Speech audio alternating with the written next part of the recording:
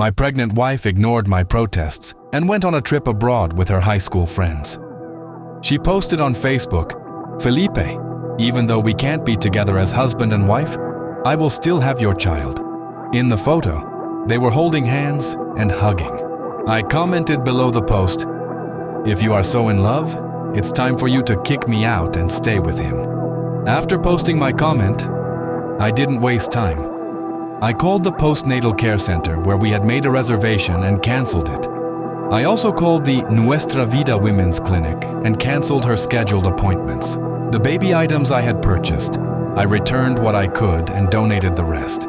When I was done, I sighed with relief. I called a few close friends and invited them for a drink. I needed one. We were laughing and having fun when my phone vibrated. I looked at the screen and froze. It was Sabrina. The atmosphere turned silent and my friends noticed my change in mood. One of them suggested, "Juan, it's Sabrina calling. Maybe you should head home before she makes a scene. We can end it here," another added. They wanted to help. Since I married Sabrina, I hadn't spent much time with my friends. Whenever I did, Sabrina called them drunkards and useless, blaming them for everything that went wrong. Everyone knew how controlling she was, but I insisted on rejecting the call in front of them. "Go ahead, Juan. Maybe you should," Felipe started worriedly. I interrupted him. "I know you're looking out for me, but I'll say it now. When Sabrina comes back, I'm filing for divorce. She won't be your sister-in-law anymore." The group stayed silent, exchanging uneasy looks, but said nothing more. My phone vibrated again. After hesitating, I answered.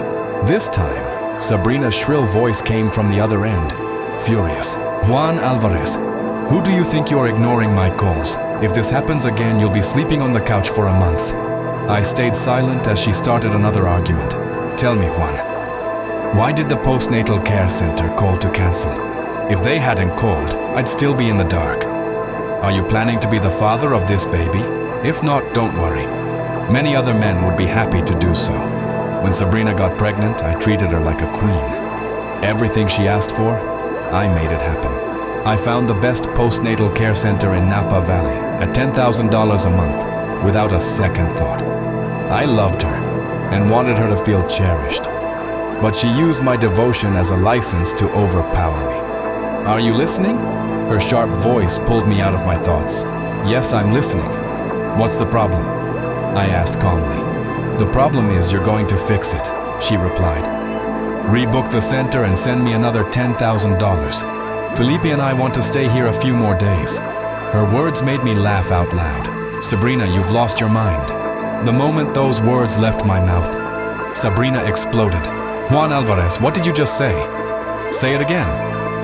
If you're a man, dare to mention divorce." It wasn't the first time she used divorce as a threat. It was her trump card. No matter how small the fight, I always caved in.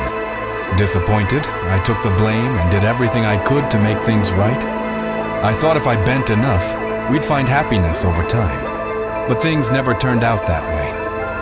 I took a deep breath, raised my glass, and said calmly, "Well, let's get divorced." Then I hung up and turned off my phone. My friends stared at me in shock. "Why are you all frozen?" "Toast to my freedom." That broke the tension. Laughter filled the atmosphere, and they raised their glasses with me. The drinks flowed, and I was genuinely happy for the first time in years. Back home, I collapsed on the bed, smiling at the buzz of alcohol and freedom. For years, my life revolved around Sabrina's demands. She controlled everything, and I let her.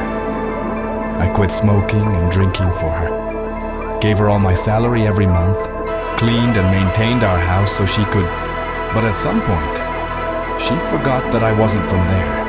When I woke up the next day, there was a loud knocking on the apartment. At first I thought someone was making repairs, but when the sound continued, I realized it was at my door. I didn't need to guess who. I took my time filling a glass with water, while the voices on the other side grew louder. "Juan Alvarez, open this door. How dare you cancel the postnatal care and hospital appointments? You're a..." Her voice irritated me, but I was used to it. Every time Sabrina and I had the slightest fight, her parents would rush over to scold me. When I finally opened the door, they greeted me with angry faces. Without waiting for an invitation, they pushed inside. "You better fix this immediately," Carla demanded. "Sabrina is coming back tonight and everything needs to be in place." "Is she bringing Felipe with her?"